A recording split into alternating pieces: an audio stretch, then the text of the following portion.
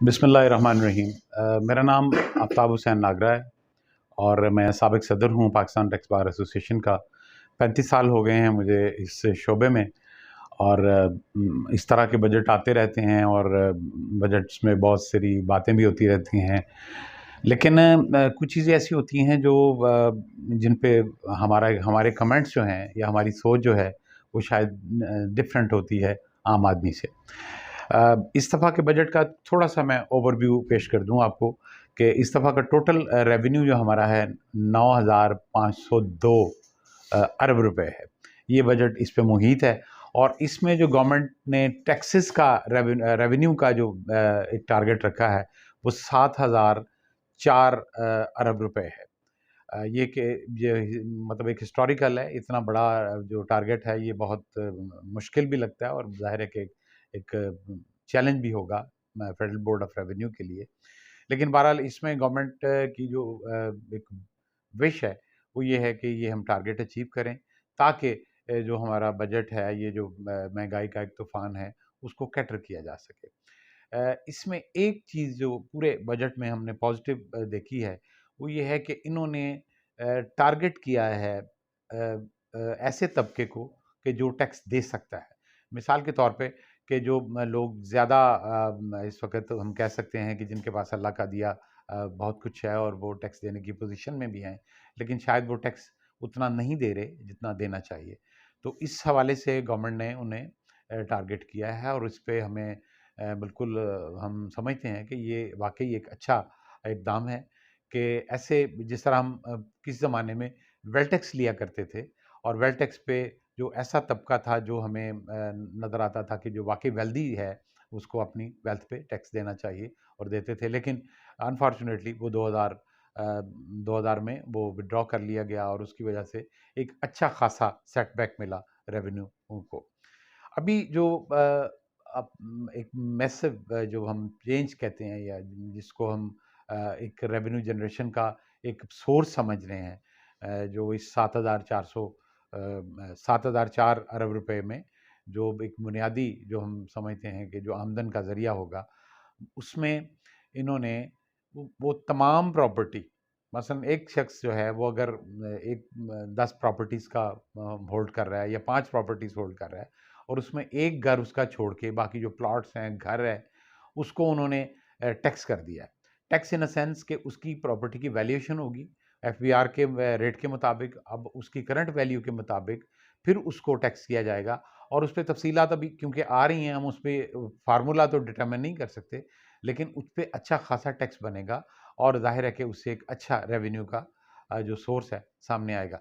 लेकिन मैं बतौर टैक्स एडवाइज़र या टैक्स कंसल्टेंट ये समझता हूँ कि ये शायद इस पे बहुत सी एप्रीहेंशंस होंगी। एक जो हमारा तबका है जिस वो वेल्दी तबका है उसको एप्रीहेंशंस होंगी कि ये टैक्स जो है ये इतना ज़्यादा हम पे बर्डन डाल दिया गया। इस पे पहले भी बहस होती रही वेल्थ टैक्स की सूरत में, लेकिन उसको दबाव पे विथड्रॉ करना पड़ा। अब हमें सिर्फ एप्रीहेंशन ये है कि ये कहीं विथड्रॉ ना हो जाए क्योंकि एक अच्छा खासा इसमें रेवेन्यू जनरेशन है और इसमें नज़र आता है कि अच्छा खासा टैक्स जमा होगा। इसके बाद इन्होंने एक बड़ा अहम इक़दाम ये किया है कि जो हम हमेशा से कहते रहे हैं कि आप नॉन फाइलर्स को कम से कम ज़रूर डेटरेंस से कायम रखें ताकि वो लोग ज़्यादा से ज़्यादा फाइलर बने और ज़्यादा से ज़्यादा टैक्स दें।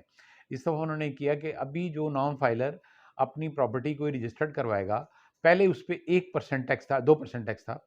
अब वो 2% से बढ़ाकर इन्होंने 5% कर दिया नॉन फाइलर पे और जो फाइलर हैं उनके लिए वो 2% रह गया है और 2% से मतलब ये है कि वो भी एक अच्छी खासी अमाउंट है। लेकिन जो चीज़ें हम समझते हैं कि इसमें आनी चाहिए थी वो बिल्कुल इसमें एक टारगेट किया गया है और उसमें एक अच्छा खासा जो तबका है वो टैक्स नेट में आएगा इंशाल्लाह। लेकिन जो पहले भी हम कहते रहे कि जो ब्रॉडनिंग ऑफ टैक्स बेस है उसके लिए कोई प्रॉपर स्कीम नहीं दी गई। ब्रॉडनिंग ऑफ टैक्स बेस पे उनका मतलब ये है कि वो लोग जो आज टैक्स नेट में नहीं आए उनको लाने का क्या तरीकाकार है। अब प्रॉपर्टी का तो हर बंदे का परचेज नहीं हो सकती या हर बंदे की कोई ऐसी इन्वेस्टमेंट तो नहीं हो सकती कि जिसको आप प्रूव करें और फिर उस पर आप कहें कि जनाब हम टैक्स लेना चाहते हैं और टैक्स किसी तरीके से आए। ये हर बंदे की कैपेसिटी नहीं है, लेकिन जो टैक्स नेट में आने वाले लोग हैं वो बहुत ज़्यादा हैं। तो इसलिए उसके लिए कोई प्रॉपर ऐसा नहीं काम किया गया जिसकी बिना पर हम कह सकें कि वो एक ब्रॉडनिंग ऑफ टैक्स बेस पे सीरियस काम किया गया है। अच्छा, इसमें एक बड़ी अहम बात मैं अर्ज़ कर दूं कि जो हमारा तनख्वाहदार तबका है उसको एक बहुत बड़ा रिलीफ दे दिया गया है। लेकिन बतौर टैक्स कंसल्टेंट मैं कहूँगा कि ये गवर्नमेंट ने अपने पाँव पे कुल्हाड़ी मारी है, क्योंकि एक पॉलिटिकल डिसीजन लगता है हमें बज़ाहिर कि एक जो 6 लाख की आमदन जिस तनख्वाहदार की है उसको 12 लाख पे टैक्स एग्जम्पशन दे दी गई है और सिर्फ एक 100 रुपया उस पर चार्ज होगा 6 लाख से 12 लाख तक। लेकिन ये एक मैसिव चेंज है, क्योंकि हमारे मुल्क में जो बहुत सा बड़ा एक तनख्वाहदार तबका है उसकी 1 लाख या पौना लाख आमदन है और वो टैक्सेबल था और वो बड़ी आसानी से टैक्स दे रहे थे। हाँ, उसमें हम ये कर सकते थे कि उसकी लिमिट बढ़ा देते, कोई 2 लाख बढ़ा देते, 8 लाख कर देते या 7 लाख कर देते, तो उससे फ़र्क पड़ जाता। लेकिन ये एकदम से एक पॉलिटिकल डिसीजन के तहत इसको बिल्कुल ही वो माइनस कर दिया गया और उससे अच्छा खासा रेवेन्यू पे फ़र्क पड़ेगा। इसके गवर्नमेंट को सोचना चाहिए। हाँ, ज़रूर हम समझते हैं कि तनख्वाहदार तबके को रिलीफ मिलना चाहिए, लेकिन चूँकि ये एक ऐसा काम है जिस पे कोई बहुत ज़्यादा फ़र्क नहीं पड़ेगा तनख्वाहदार तबके को, तो एक अच्छी खासी एक अमाउंट थी जिसको कि शायद वेस्ट किया गया है हमारी नज़र में। तो ये अगर बेहतर होता कि इसको टैक्स रेट वही रहने दिए जाते, उसकी लिमिट बढ़ा दी जाती, को 7 लाख कर दी जाती है या 8 लाख कर दी जाती, तो शायद उसमें समझ में बात आती। तो गवर्नमेंट ने रिसेंटली इंट्रोड्यूस करवाई थी पिछले साल बजट में प्लेस ऑफ सेल यानी पीओएस उन रिटेलर्स पे जो एक उसका एक तरीकाकार था कि उसमें उनकी 1000 स्क्वायर फुट से बड़ी दुकान होनी चाहिए और उसमें 12 लाख से ज़्यादा बिल होना चाहिए और इस तरह की कंडीशंस थी। तो उनको बतौर रिटेलर्स टायर 1 के तहत उन्होंने रजिस्टर किया था और उसमें उन्होंने सिस्टम इंटीग्रेट कर दिया था, उनका जो सेल का सिस्टम है वो एफबीआर के साथ। उसमें इस दफ़ा उन्होंने को गवर्नमेंट ने इंसेंटिव्स भी दिए हैं परचेजेस के लिए, जो ख़ास तौर पे हमारे कंज्यूमर्स हैं उनके लिए, कि वो अगर प्लेस ऑफ सेल से परचेज़ करेंगे तो उस पे उनको इंसेंटिव दिए गए हैं, कुछ प्राइस उसके लिए अनाउंस किए हैं।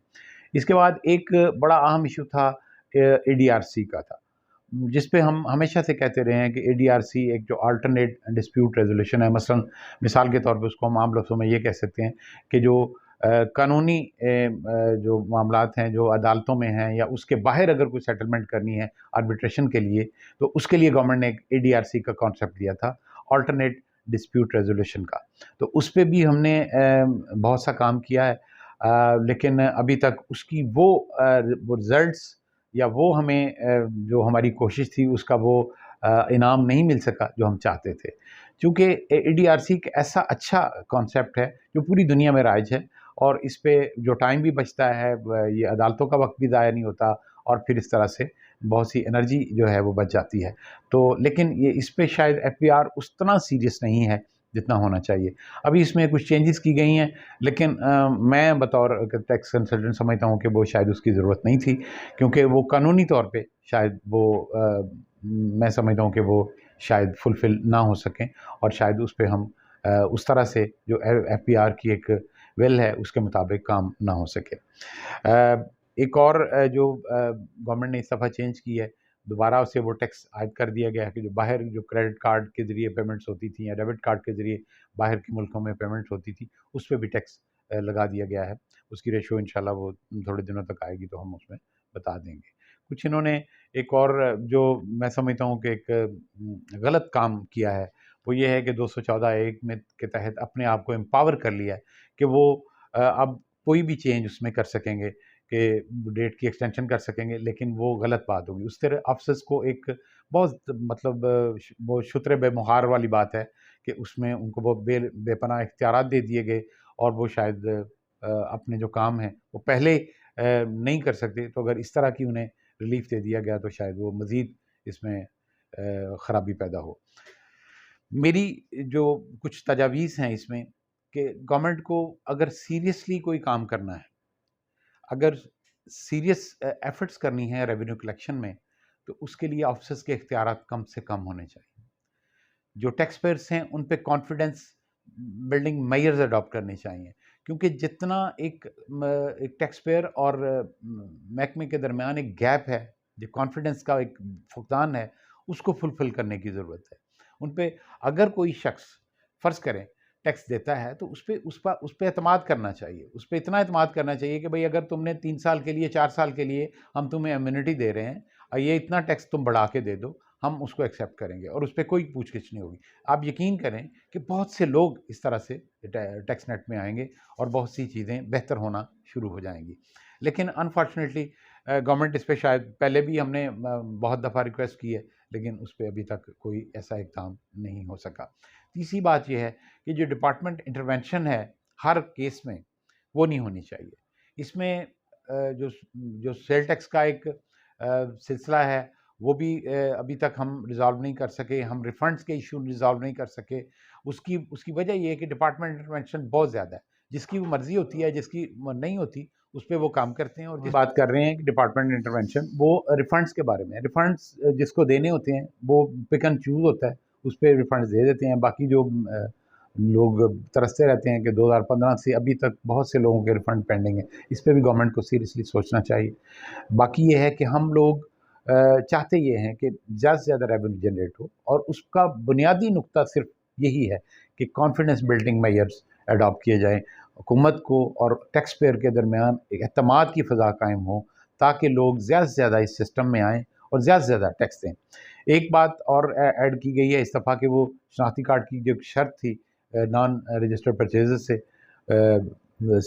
वो ख़त्म कर दी गई है। उस पे मैं समझता हूँ कि वो नहीं ख़त्म करनी चाहिए थी। उससे कम से कम ये था कि लोग समझ रहे थे कि एक डेटरेंस है और वो कायम रहना चाहिए था। ये भी पता नहीं क्यों उसमें गवर्नमेंट ने इस तरह से किया है। बाकी ये है कि एक्सपोर्ट सेक्टर्स के लिए बहुत ज़्यादा इसमें मुझे इंसेंटिव नज़र नहीं आए, और अगर होते तो उसमें बहुत ज़्यादा बेहतरी आती, जिस तरह के माजी की हुकूमतों ने किया कि एक्सपोर्टर्स के लिए मैक्सिमम बेनिफिट्स दिए और उससे एक्सपोर्ट बढ़ी और रॉ मटेरियल सस्ता हुआ और बहुत सी चीज़ें इसमें हमारे लिए बेहतर हुई। लेकिन बहरहाल अब हमारी दरख्वास्त यही है कि हुकूमत पाकिस्तान इस पे सीरियसली काम करे, और ख़ास तौर पे हम चाहते हैं कि एक्सपोर्टर्स को मैक्सिमम इंसेंटिव्स दे, ताकि जो एक्सपोर्टर्स हैं वो अपना काम आसानी से कर सकें। और ख़ास तौर पे इसमें जो एसएमई सेक्टर है वो बहुत इंपॉर्टेंट है। वो क्योंकि छोटे-छोटे और ख़ास तौर पे सियालकोट, फैसलाबाद, लाहौर और यहाँ पे छोटे-छोटे जो एक्सपोर्टर्स हैं, वो इस पे बहुत ज़्यादा बेनिफिशियल होंगे अगर गवर्नमेंट इस पे काम करे। बहुत शुक्रिया।